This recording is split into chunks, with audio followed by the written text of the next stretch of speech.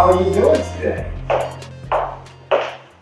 My name is Louis Lee, and I'd like to introduce the Eubanks Conservatory of Music and Arts guitar program. And welcome back to Eubanks Conservatory of Music and Arts guitar course. This is lesson 3. And what we're going to do is we're going to start with the finger exercise. Now, we're going to do just the open string, just to review and to freshen up and to get warm. We'll warm up our wrists because we shall always do that. It's an exercise. And then we're going to introduce, you're going to be introduced to another exercise, which is the left hand. And I'm going to explain it so when we do it, you already know what it is. What we're doing is take the first 4 frets. These are your frets, remember the nomenclature. Your first 4 frets on the first string we're going to start off. And you're going to place your fingers on the first 4 frets, 1, 2, 3, 4, respectively, where you have them lined up. Now when you line up your fingers, try to make sure they're in the middle of the fret. This is in the book too. You want to line it up, and if you look at your book, if you turn the page, excuse me, you turn the page,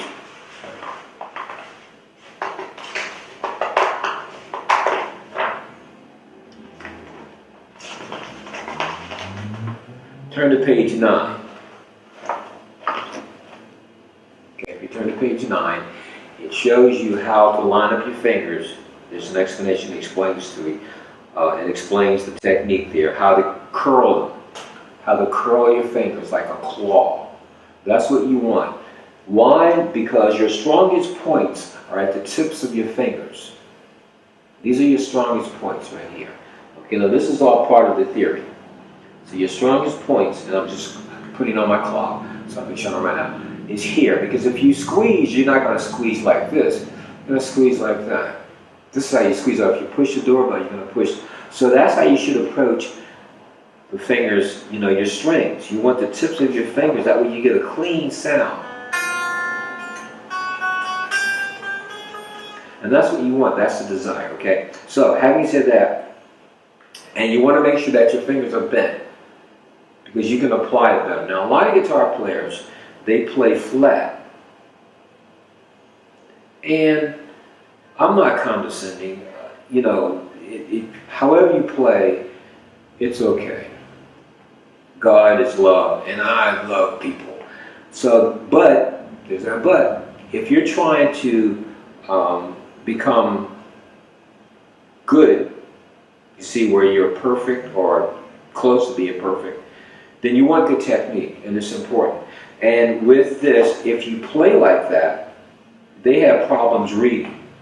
And we read. That's what this is. This is literacy. You're going to learn how to read. And your technique, if you have to play one note, this C sharp, this C note, and play that E, you're going to have to make sure that your tip of the finger is playing that C, because you're playing that E note under it. Or if you want to play that G above it.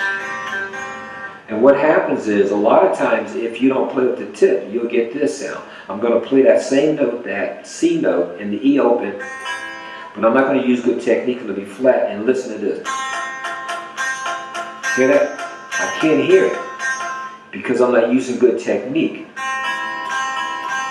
And that's why I'm not playing with the tips of my fingers. That's why it's important. So, with the left hand, we're going to work on that. We're going to incorporate both of that. So we're going to do very quickly just 3 minutes of the right hand, just to warm up, because we just started this. And then we're going to go into, and let me just explain a little bit more. Then we're going to go into the left hand, which is this right here. I'm just going to show you very quickly.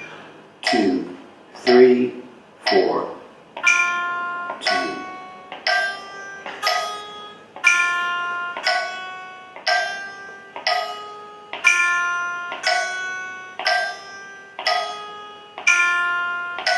Now, something else I forgot to cover, and it's in the book, on page 9, right here, okay? And on page 10 it talks about the cloth. The back, I'll turn this way. You keep your thumb perpendicular, straight up and down. Do not bend the thumb, because then you're using your muscles and it's excessive. Now you want the thumb to be relaxed. Okay, and you want to keep it in the center. Some guitars that are really nice, they'll have a line here where the wood, this guitar doesn't. It's really a nice guitar, and I thank God for it. But this guitar here doesn't have any line, but you want to have an imaginary line, that's where your thumb is. And it adjusts, it fluctuates, it goes up, goes down. It depends, it follows your fingers, okay? And that's in the book too. Just wanted to cover that very quickly, because that's important. So you want to make sure that your thumb is behind the neck and it supports the front strings. And there's a quick story. You have to be relaxed. When you're playing, you want to be relaxed. And I'm really fortunate that I have a swimming pool.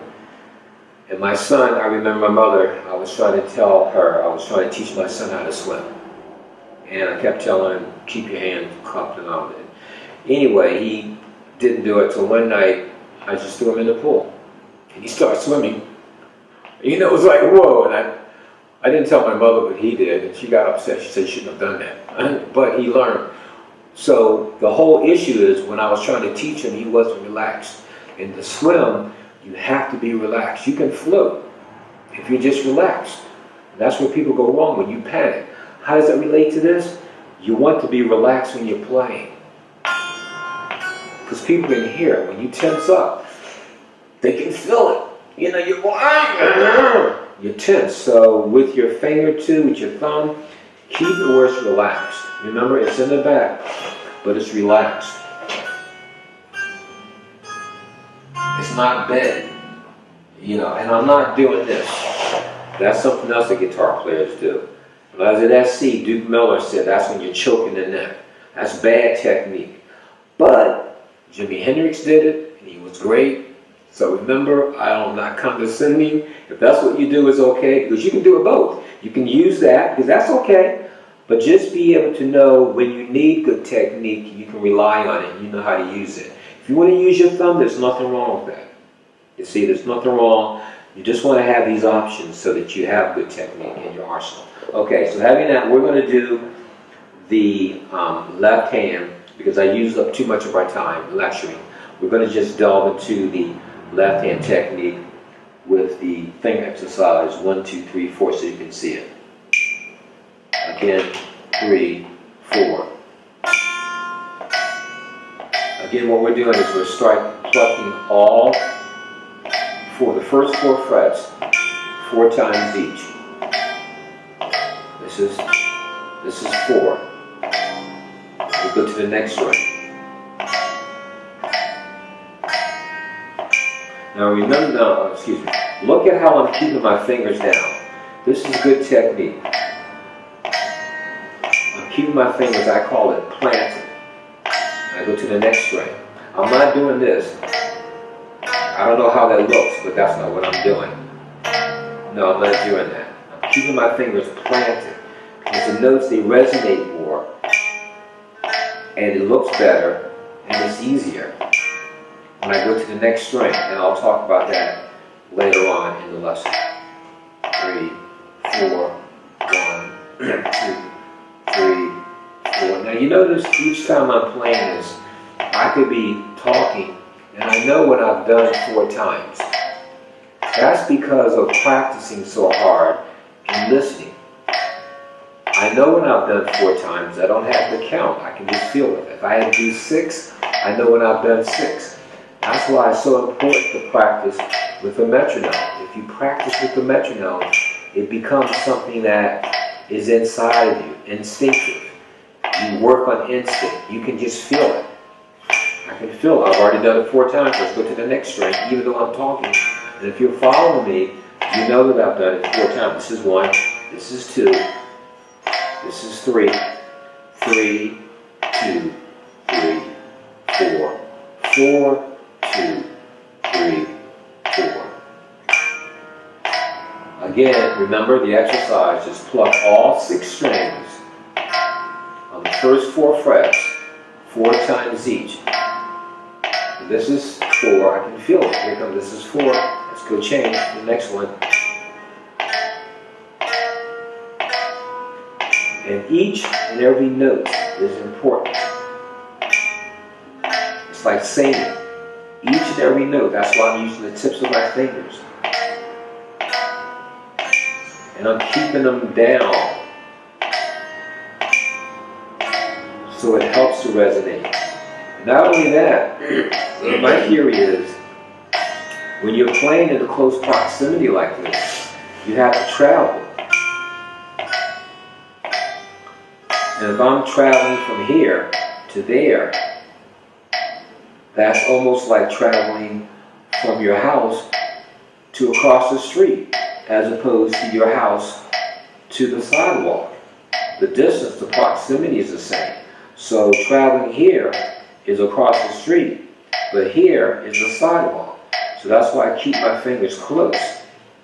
So when I'm playing, I can play fast and it's clean. So I keep them close because I want them to be ready to pluck. I'm not coming from here because I have to travel that distance and come back, you see. So you want to make sure that when you're doing the exercise, you keep all of these points in mind.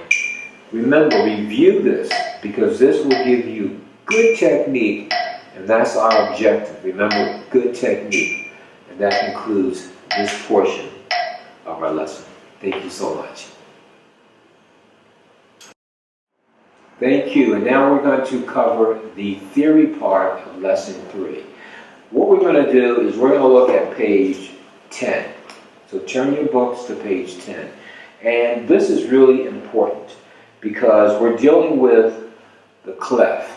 And a lot of people misconstrue what the clef is. They look at this, and a lot of my students, when they first, they think these are guitar strings. And no, these are only 5 lines and 4 spaces. And you might have learned this in elementary school or middle school, I don't know. But it's the staff. The staff consists of 5 lines, and I have it down here. I summarized it. 5 lines and 4 spaces, and it's numbered upward. Remember, there's no soliloquy. You don't have to learn a whole Shakespeare play. 5 lines and 4 spaces, and it's numbered upward. Try to remember that verbatim because it'll keep you going. And what you want to do is learn the name of the lines. Every good boy does fine. E-G-B-D-F. Remember that from school? E-G-B-D-F. Every good boy does fine. And the spaces are face. F-A-C-E. What's so significant about this? It says right here, a staff consists of 5 lines and 4 spaces and is numbered upward. So that means you read down up. A lot of guitar players, that's why when they look at music, they don't know, their eyes are all over the place. You read like this, you see the chord. You read down, up, down, up. Every musician, keyboard players, they have to read the bass and treble. They don't read up, down, they read, or up, down, they read down, up. They have to because the bass is here, and that's how they, so it's a training. And let's say if you did read up and down. To me, as a musicologist, it wouldn't hurt. It's the consistency. When your eyes are going up, down, you don't know which way. There has to be some consistency. And the tradition is down, up, down, up. So you look down, you go up. Okay, so we'll just stick with that for now. Okay, great. So having said that, that's what the staff is. Now, what I have here are 3 staffs. Now, remember, a staff consists of 5 lines and 4 spaces. What differentiates these are the clef. And what is a clef? A clef tells you the name of the strings. And so this is the treble clef. This is the clef that guitar music is written in. And about 500 other instruments. Okay? There are 13 clefs. In the book, when I wrote the book, I put a glossary in here. Okay, here it is. It's on page 65. Page 65, it tells you all 13 clefs. Okay? And out of their 1,752 instruments. That's a lot of instruments all over the world. And they read in one of these 13 clefs. Okay? So you want to know that. Now, you don't have to study this. This is just information, so if you want to impress somebody, you can tell them what it is. But I had to learn this being a musicologist from USC, so I had to know this. So the clef that you want to be concerned with is the treble clef. But you want to know the significance of a treble clef and what it's for. So that's good to know because it tells you why it's so important.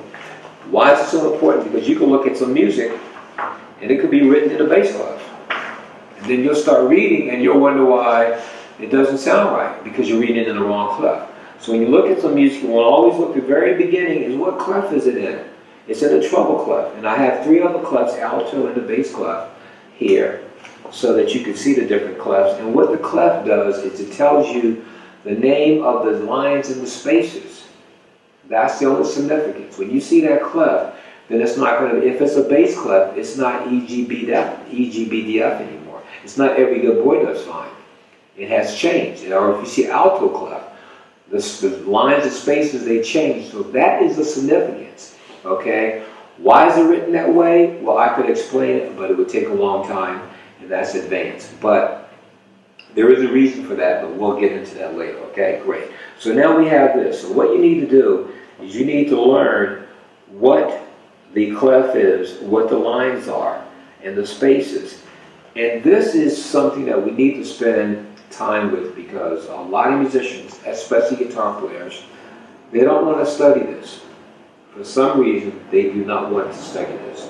So, again, what I'm going to tell you is, and it's only for, to establish my credentials, I got my master's in teaching.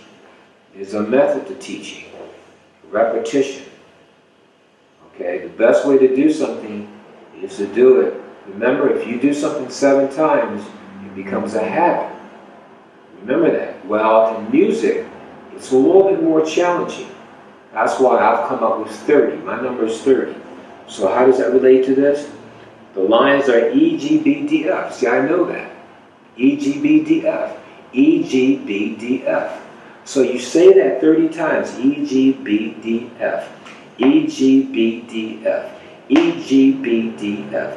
E, G, B, D, F. Now, I'm not going to do it all 30 times. But you do that 30 times, and this, of course, face. People think just to do face, they think of the name. That spells face. You want to do F-A-C-E. You want to know what the spaces are, and you do that 30 times. After you've done that for the theory, you'll know what the lines and spaces are. Because if you do not, after we finish this and we do the notation, we're into reading. We're into page 21. We're into reading. Now you're literate. But what happens is, I see the students, they look at that note, and it's like a deer in the headlight. They don't know what it is. And I'll say, well, just go back to the lines and spaces. And they don't know, I have a clue of what I'm talking about, and I can tell. So then we have to go back and learn that, relearn it, and they still do not learn it. And what happens is, I have some students that read very well. Mike, who wrote this music out, he's only been with me for 2 years. When Mike first started playing, he could not read, he couldn't even play the guitar. Now you should hear him. He's writing music. That's why his name is on it. You don't see what I'm referring to, but when we get to the song, Hotel California, his name is on it because it was one of his assignments, and I just wrote his name, and I'm really proud of that. That's what Mike did. Well, he reads 2 years. He's reading music.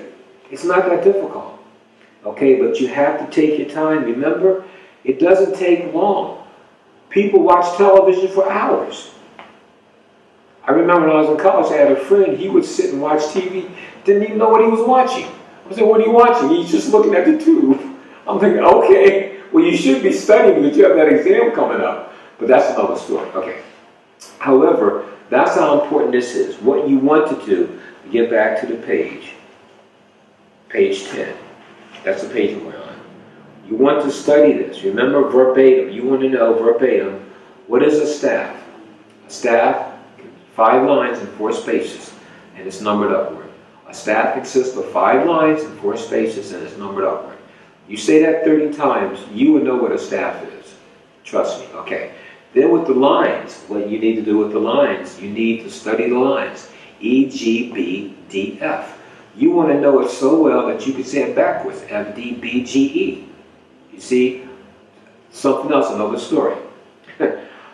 My son, when he was in, he went to Santa Monica. I'm really proud of him. Prior to that, he was in private school. But I remember when he was a kid in kindergarten, he came home saying his alphabets, A, B, C. I said, okay. I said, can you say them backwards?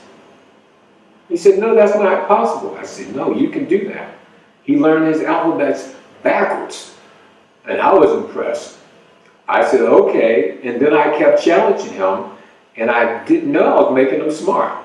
I don't even know my alphabets backwards. But my son, he knows his alphabets backwards. Now he speaks 3 languages. And I said, gee, I wish I had done that myself. Okay, I digress. But that's why I'm saying what you want to do is say this over and over. And this isn't as complex as the alphabets, but you can learn it backwards. Remember, F, D, B, G, E, E, G, B, D, F. I know it? Okay, great. It's not like the alphabets. But some people don't even know it going up, E, G, B, D, F. So study that. E, G, B, D, F is very important. Also, you want to study what clef we read in, the treble clef, and it's all written here in the book. It tells you, okay? All guitar music, if you look at this, table 8, I have a little note, the second, all guitar music is written in the treble clef. All guitar music is written in the treble clef, so you know that you're reading in the treble clef. Singers sing in the treble clef. Flute players, a lot of instruments. Remember, 500 instruments are written in that treble clef. So you want to know that. You do not have to learn the bass clef. Piano players, they have to learn how to read in bass and treble. I had to play piano in college, which I hated that. But then I learned, okay, great, how to train my eyes. They can read both clefs simultaneously. Okay, that's a challenge. All we have to do is learn how to read in the treble clef. So what I want you to do, please, is study the treble clef. Know what it is. Also remember the lines and spaces. Every good boy does fine, F-A-C-E. Okay, a staff consists of 5 lines and 4 spaces, and it's numbered upward. A staff consists of 5 lines and 4 spaces, and it's numbered upward.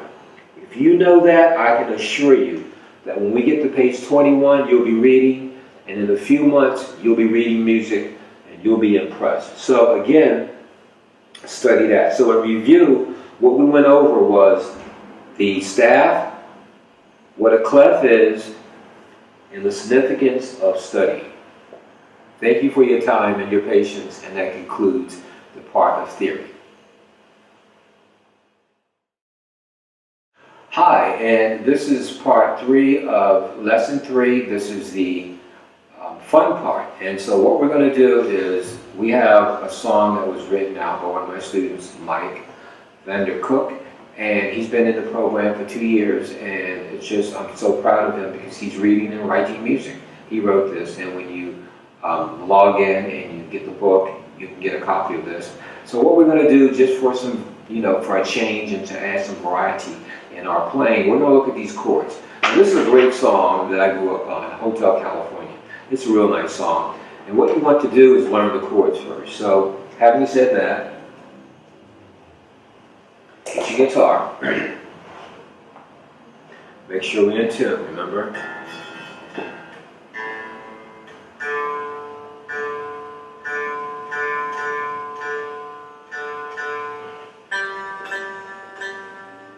Also, what this does is it develops the ear. Now, to get to these chords, the first chord here, and you have one of these diagrams, is your A minor chord. So that's what it sounds like. It's telling you where to place your fingers. Now let's just talk about this very quickly.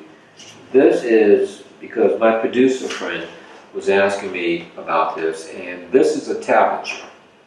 Okay? This is standardized. This is standard. It's been around for centuries, a long time, okay? So this is a tablature, and you need a tablature. You need to know, where do I place my fingers? Now, this is a guitar.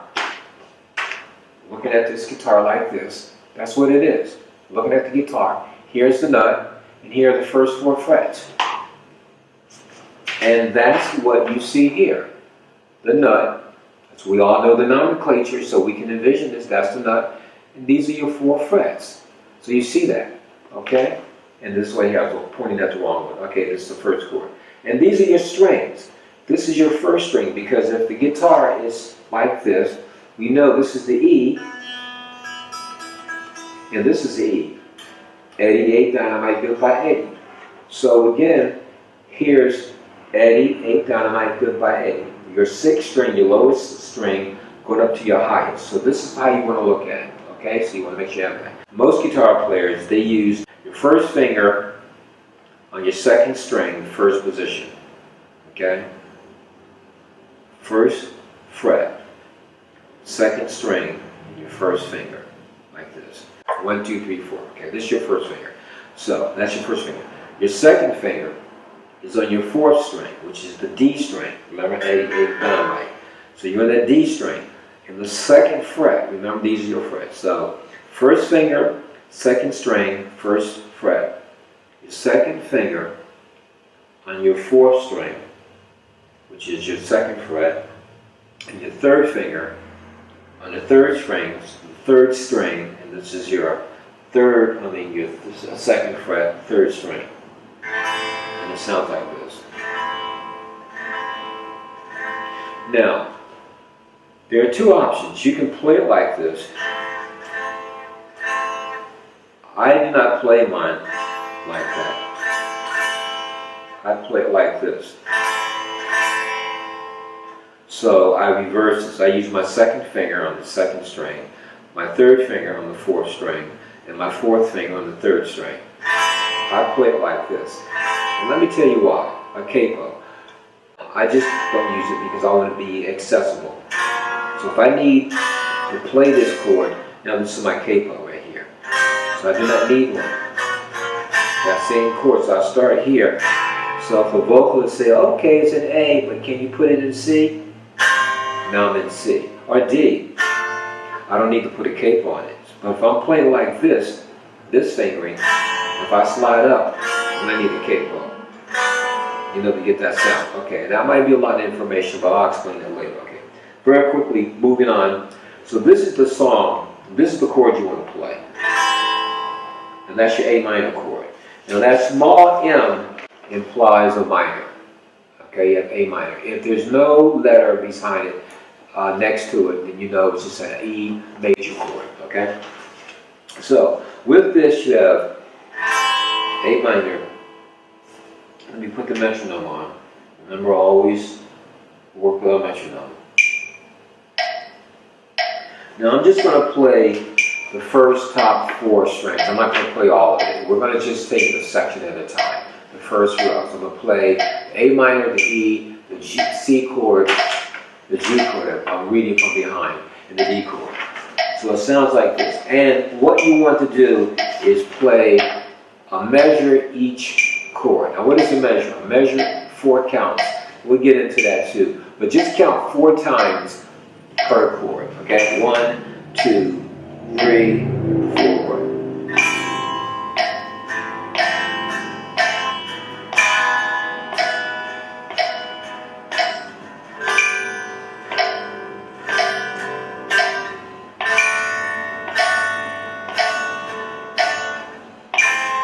So I just play those chords. I hope you can hear it. Next time what I'll do, and I have to check with my producer, is make sure I have an amp so you can hear, because I just thought about that. And because I don't know if you can hear it or not. But anyway, these are the chords that you want to practice with. Okay? And again, take your time. Now you have something to work with. Because next week, we're going to look at this, the next lesson, I should say, we're going to put this together and look at the sheet music so you can make sense of it and make it a song. But again, take your time and just play these chords. 2, 3, 4. 2, 3, 4. 2, 3, 4. 2, 3, 4. 2, 3, 4. Okay? Whatever you do, have fun, and that concludes this portion of the lesson.